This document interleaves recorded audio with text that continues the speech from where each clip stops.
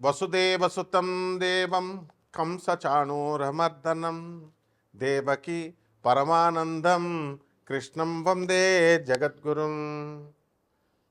జగదేక వీరుడైనటువంటి అర్జునుడికి జగద్గురువైనటువంటి శ్రీకృష్ణ వారి పాదపద్మాలకు నమస్కారం చేస్తూ మనం ఈ రోజున శని శుక్రులు ఇద్దరూ కలిస్తే ఈ మీనరాశిలో 2025 సంవత్సరంలో ఏం జరుగుతుందో చూద్దాం. మీనరాశి, ఈ మీనరాశి వాళ్ళందరికీ జుంజామ్గా ఉంటుంది.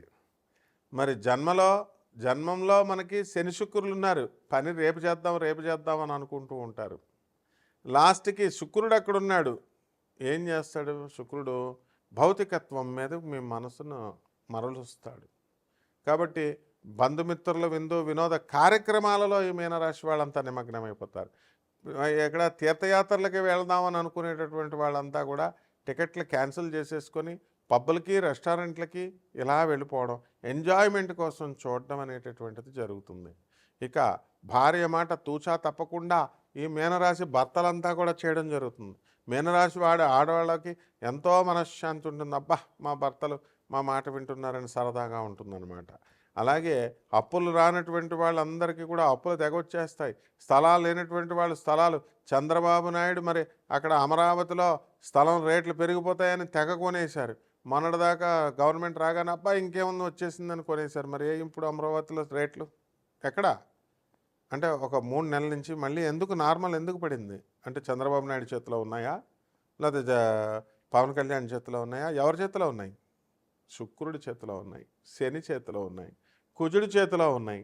కాబట్టి ఈ యొక్క కుజుడు కాస్త నీచపట్టడం వల్ల మనకి రేట్లు అనేటటువంటివి పెరగడం లేదు, స్తంభించి ఉన్నాయి. ఆయన స్థలాలే డౌన్లో ఉన్నాయి. ఇంక మీకేం చేస్తారండి? జగనైనా, చంద్రబాబు నాయుడు అయినా, పవన్ కళ్యాణ్ ఏమన్నా చేయగలిగితే గ్రహాలు చేస్తాయి. కాబట్టి ఈ యొక్క మీనరాశి వాళ్ళకందరికీ వృత్తి వ్యాపార ఉద్యోగ విషయాల్లో తిరుగుండదు. మీకు జాబ్ సెక్యూరిటీ ఉంది, ఉద్యోగాలు ఎక్కడికి పోవు.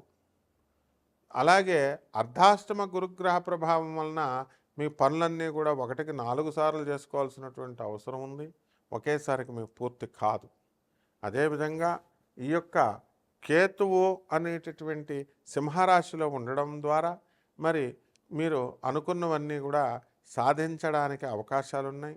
పిల్లల మనస్తత్వం అనేటటువంటిది మీకు విచిత్రంగా అనిపిస్తూ ఉంటుంది. మేము నెగిటివ్ ఎనర్జీని పట్టుకొని వాళ్ళంతా కూడా వాళ్ళు అడిగేటటువంటి సందేహాత్మకమైనటువంటి సమస్యలు, వాళ్ళు మీకు తీసుకొచ్చేటటువంటి సందేహాత్మకమైనటువంటి పనుల వల్ల మీరు సందిగ్ధంలో పడిపోవడానికి అవకాశాలు ఉంటాయి. రైతుల వ్యవసాయం అంత బాగుండదు. మరి నిద్ర పట్టకుండా పాపం రైతులంతా కూడా అనేకమైనటువంటి పంటలు పండిస్తారు. అడవి ఏనుగులు, అడవి గుర్రాలు, అడవి దున్నపోతులు ఎలాగైతే ఏజెన్సీ ప్రాంతాల్లో వచ్చి చెడగొడతా ఉంటాయి, ఇక్కడ మనకు అడవి పందులు వచ్చి చెడగొడతాయి. అలాగే కమిషన్ ఏజెంట్స్ వాళ్ళు మీ లాభాలను కొట్టుకెళ్ళిపోతారు. ఇకపోతే రైతుల దగ్గరికి వచ్చేసరికి వాళ్ళ పిల్లలని బాగా చదివించడానికి లోన్లు అనేటటువంటివి శాంక్షన్ అవుతాయి. మీకు మాత్రము మీరు చేసినటువంటి అప్పులు మాత్రం తీర్చలేకపోతారు. మీ భార్య సహకారంతో మీరు అనుకున్నవన్నీ కూడా సాధిస్తారు. అయితే మీకు సప్తమ స్థితిగతుడైనటువంటి కేతువు మే 14-18 వరకు మీ భార్య యొక్క ఆరోగ్యం విషయంలో మీరు ఆందోళన చెందుతారు. ఆ తర్వాత మీకు ఫారిన్ సంబంధమైనటువంటి వ్యవహారాల్లో గెలుపు వస్తుంది. మీరు పెళ్లి చేసుకోవాలనుకుంటే అమెరికన్ అమ్మాయి అయినా సరే, జర్మన్ అమ్మాయి అయినా సరే వచ్చేస్తుంది. ఆ తర్వాత మీది పల్లెటూరు అనుకోండి, పెళ్లి కూతురుని చూడడానికి మీ ఊర్లో జనమంతా మీ ఇంటి ముందు లైన్ కడతారనమాట. తెల్ల కోడలు వచ్చిందని. ఈ విధంగా మీకు ఈ ఫారిన్ రిలేషన్స్, ఫారిన్ ఎక్స్పోర్ట్స్, బిజినెస్లు ఇవన్నీ కూడా మీకు రావడం జరుగుతుంది. సాఫ్ట్వేర్ ఇంజనీర్లందరికీ కూడా మీరు చక్కగా జాబ్ సెక్యూరిటీ ఉంటుంది. ఈ విధంగా వినోద కార్యక్రమం శుక్రవారం ఈవినింగ్ రావడం ఆలస్యం. సాఫ్ట్వేర్ ఇంజనీర్ల ఫోన్లు స్విచ్ ఆఫ్. రైల్వే ఉద్యోగస్తులు, సెంట్రల్ గవర్నమెంట్ ఉద్యోగస్తుల ఫోన్ స్విచ్ ఆఫ్. ఎందుకు? మీనరాశి వాళ్ళంతా కూడా పార్టీలు. శనివారం ఎత్తాల్సిన అవసరం లేదు, ఆదివారం ఎత్తాల్సిన అవసరం లేదు, మళ్ళీ సోమవారం మోగుతాయి. ఆ విధంగా అంత ఎంజాయ్మెంట్ ఈ మీనరాశి వాళ్ళందరూ కూడా చేయడం అనేటటువంటిది జరుగుతాయి. దీనికి పరిహారాలు కూడా ఉన్నాయి. మరి కొన్ని పనులు అవడం లేదు కాబట్టి ఆ పనులు ఏమిటంటే మీకు చక్కగా ఏలినాటి శని జరుగుతోంది కాబట్టి ఏలినాటి శని వల్ల మనశ్శాంతి ఉండదన్నమాట. చెడు మార్గాల వైపు అట్రాక్ట్ అవ్వడానికి అవకాశాలు ఉంటాయి. కాబట్టి శని జపం చేసుకోండి, శని స్తోత్రాలు చదువుకోండి, శనికి కిలోంపావు నల్ల నువ్వుల్ని నల్లని వస్త్రాలనిచ్చి పేద బ్రాహ్మణులకి శనివారం నాడు ఉదయం 8 గంటలకు దానం చేసుకోండి. ఎంత ఇవ్వాలండి మరి? 8,000 రూపాయలు మీరు పేద బ్రాహ్మణుడికి దానం చేయాలా? మామూలుగా బాగా బలిసినటువంటి పంతుళ్ళకి ఇస్తే వాళ్ళు ఇంకా కావాలని ఆశిస్తారు. 2 లక్షలు 3 లక్షలు ఇలా తీసుకునేటటువంటి వాళ్ళు. పాపం పేదవాళ్ళు ఎవరైతే ఉన్నారో అటువంటి వాళ్ళకి ఇవ్వడం ద్వారా మీకు ఆశీర్వాదం అనేటటువంటిది లభిస్తుంది. ఇలా చేయడం ద్వారా మీరంతా కూడా చంద్రగుప్త మౌర్యలాగా అయిపోతారనమాట. అలాగే రావి చెట్టు చుట్టూ ప్రదక్షిణాలు చేయండి, 108 ప్రదక్షిణాలు శనివారం నాడు. మరి ఈ విధంగా దత్తాత్రేయ స్వామి వారి యొక్క హోమాన్ని మీ ఇళ్లలో జరిపించుకోండి. శ్రీ గురు చరిత్ర పారాయణ చేయండి. ఈ విధంగా చేసినట్లయితే బ్రహ్మాండంగా ఉంటుంది మీకు. సాధారణంగా మనకి శుక్రుడు ఎవరో తెలుసా అండి? లూసిఫర్. బైబిల్లో చెప్పినటువంటి శపించబడినటువంటి దేవతలు అని కొంతమంది ఉంటారు. అలాగే హిందూ మతశాస్త్రంలో కూడా మనకి గ్రామ దేవతలు అని మనం చెప్పుకుంటాం కదా, వాళ్ళ గురించి కొంతమంది ఏమంటూ ఉంటారంటే, ఏమండి ఇప్పుడు నల్ల మైసమ్మ, ఎర్ర మైసమ్మ, తర్వాత ఈ యొక్క గండి మైసమ్మ, ఇలా చాలా పేర్లతో ఉన్నారు. కట్ట మైసమ్మ. మా పంతులు గారు ఒక ఆయన ఉండేవారు.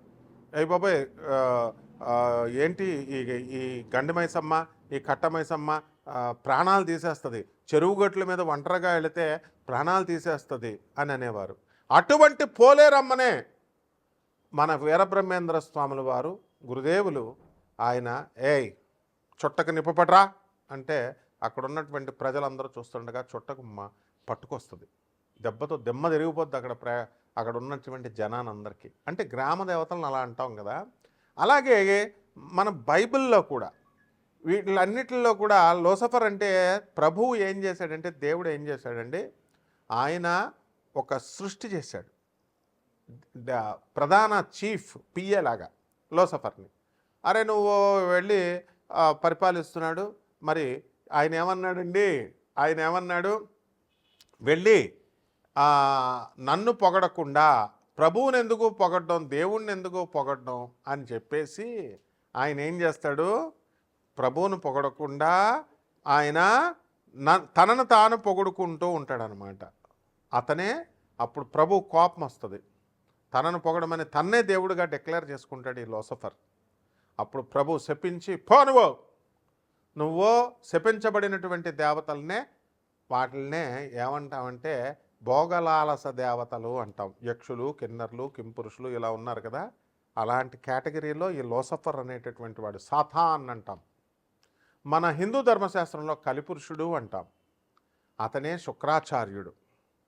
అంటే శుక్రాచార్యుడు ఏం చేశాడంటే భోగలాలసత్వం, రాక్షసులకు గురువయ్యాడు. శుక్రాచార్యుడు తత్వంలో 2 రకాలు ఉంటాయండి. శుక్రుడుగా ఆయన రాక్షసులకు గురుత్వాన్ని వహించినప్పుడు ఆయన ఆచార్యుడిగా ఉంటాడు, ఒక ప్రొఫెసర్గా మంచి చెప్తాడు. అలాగే శపించబడినప్పుడు అతను సాక్షాత్తు శ్రీ మహావిష్ణువు తన తల్లిని చంపాడు అనేటటువంటి అక్కస్సుతో శ్రీ మహావిష్ణువు మీద ద్వేషంతో భక్తి మార్గంలో ఉన్నటువంటి వాళ్ళందరినీ కూడా భోగలాలసత్వం వైపు లాగేస్తాడు.